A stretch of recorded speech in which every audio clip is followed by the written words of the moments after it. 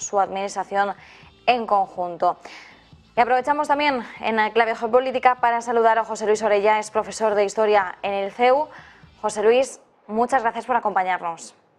Nada, siempre es un placer colaborar con vosotros. Bueno, José Luis, aprovecho poniendo el foco en primer lugar en esa visita de Zelensky a Washington. Primera vez que Zelensky deja Ucrania desde que comenzó la guerra en febrero, y lo hace nada más y nada menos que para entablar conversaciones y, por supuesto, seguir pidiendo ayuda tanto militar como económica a Estados Unidos. Veremos qué es lo que trasciende de esta reunión, cuáles son los mensajes que trasladan. Pero desde luego, más allá de las principales conversaciones, también estamos a la espera de ver cuál puede ser la respuesta de Rusia, que el Kremlin ya ha dicho que realmente no ve una posibilidad de negociar, y lo ha dicho a tenor de este viaje de Zelensky a Washington. ¿Qué podemos esperar de, por un lado, la reunión Biden-Zelensky y, por otro lado, cuál podría ser la respuesta esperada por parte de Rusia?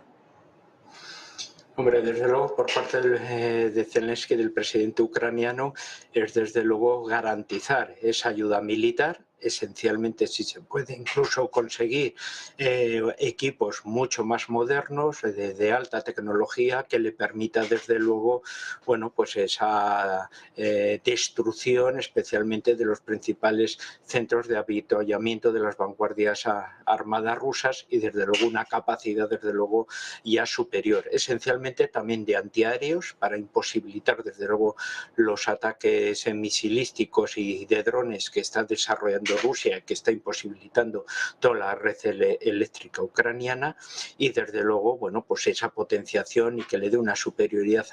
artillera, desde luego de gran calidad, para poder desde luego desarmar el abastecimiento de las vanguardias rusas y desde luego permitirle de nuevo unos avances a través de ese frente ruso. La particularidad de Estados Unidos ya es el de garantizarle desde luego una cierta tranquilidad, pero hasta qué punto puede desde luego proceder a esa entrega de un armamento de alta tecnología que no suponga desde luego un ascenso en la escalada de armamento, teniendo en cuenta que claro, que Rusia también puede hacer lo mismo, ¿no? De momento han estado jugando desde luego con unas cartas marcadas, pero teniendo en cuenta que también Rusia dispone de un armamento desde luego superior detrás, y esencialmente su reserva de armamento nuclear, que es lo que le permite desde luego tener esa garantía de decir, desde luego, esta guerra no vamos a salir nosotros derrotados, así que o se llega a un status quo, a un punto desde luego de encuentro, que todos podamos volver a casa, podemos decir, con algo que vender a nuestras sociedades, o desde luego nosotros no vamos a salir derrotados. Entonces ese es el problema en el cual estamos, ¿no? Desde luego esa dificultad de unas negociaciones, de un gobierno ucraniano que se siente envalentonado por las últimas ofensivas militares y que necesita el apoyo americano para poder proceder a ello, unos Estados Unidos que van a ser muy árbitro de la situación, y unos rusos desde luego que están llegando a sus últimas posibilidades y que desde luego tienen una carta que les imposibilita desde luego el salir desde luego derrotados un poco de este conflicto, ¿no? Claro, decíamos que la respuesta del Kremlin en un primer momento, José Luis, ha sido decir que entonces no ve posibilidad de unas conversaciones cercanas, pero el ministro de Defensa ruso sí ha dicho que Rusia está lista, que está preparada para tener esas conversaciones. Esto nos hace también recordar las palabras que destinaba Antonio Guterres, el secretario general de la ONU, a principios de semana, cuando él decía que en el futuro inmediato no ve posible esas conversaciones de paz, aunque sí confía en que a lo largo de 2023 puedan llevarse a cabo. ¿Cómo estás viendo este entorno, este tira y afloja, la postura, la voluntad por ambas partes de realmente sentarse, dialogar y negociar? Bueno, todo el mundo quiere desde luego ponerse en unas posiciones de negociación, pero que luego puedan dar la cara ante su sociedad. los políticos son políticos y por lo tanto ellos van a intentar mantener una actitud dura y desde luego con unos niveles de orgullo patriótico importantes, más cuando están muy inflamados por la situación de guerra. Otra particularidad es que los momentos actuales desde luego sean esencialmente ya más profesionales los que estén llevando ese proceso un poco de negociación. Como ya hemos dicho alguna otra vez, principalmente servicios de inteligencia rusos y estadounidenses los que ya están enmarcando un poco esa situación de contexto, por lo menos de encuentros, y que desde luego propician ya desde luego un diálogo a bajo nivel para que pueda desde luego procederse a más o menos a tantear, al contrario, en qué puntos podrían llegar a ciertos acuerdos y el mantenimiento de un posible status quo o de un orden desde luego político y geopolítico en el futuro en esa situación. Si ellos llegan a esa posibilidad, a esos esquemas, las podrán trasladar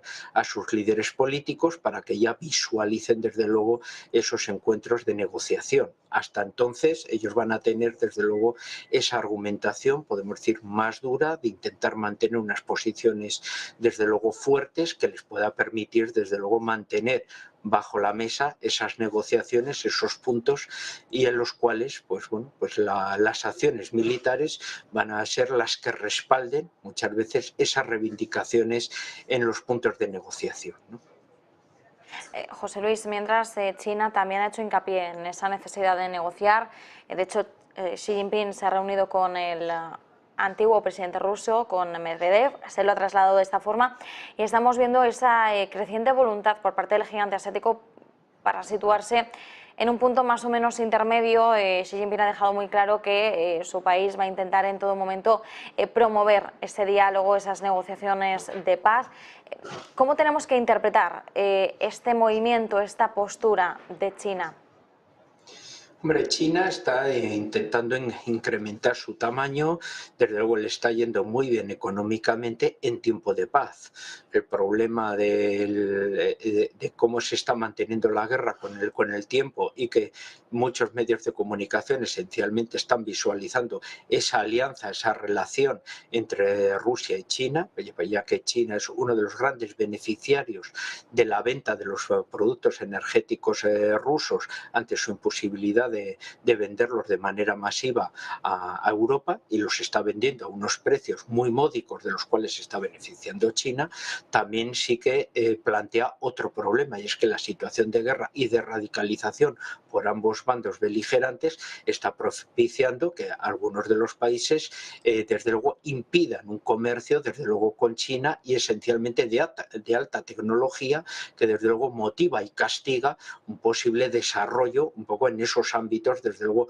más novedosos que podían ser locomotora de la economía china. Por lo tanto, China lo que pretende ahora es enfriar un poco ese proceso de calentamiento, de radicalización que está produciendo la guerra, que se vuelva a unas situaciones que puedan favorecer esos acuerdos desde luego de paz y que desde luego China pueda de ese modo, ya que no es independiente como ningún país debido a la globalización económica, pueda desde luego generar y poder comerciar de una manera libre, pues con los aspectos que más le interesan, sobre todo de alta tecnología, para ir procediendo a ese proceso desde luego de desarrollo de últimas fronteras tecnológicas que pongan ya a China como primera potencia económica del mundo, y que la situación de guerra podría imposibilitar el acceso a esa alta tecnología y por lo tanto quedarse eso en una aspiración y no desde luego en unos hechos consumados, ¿no? Nos quedamos con ese análisis. José Luis Orella, profesor de Historia del CEU, muchísimas gracias. Nada, ha sido un placer como siempre. Mientras tanto,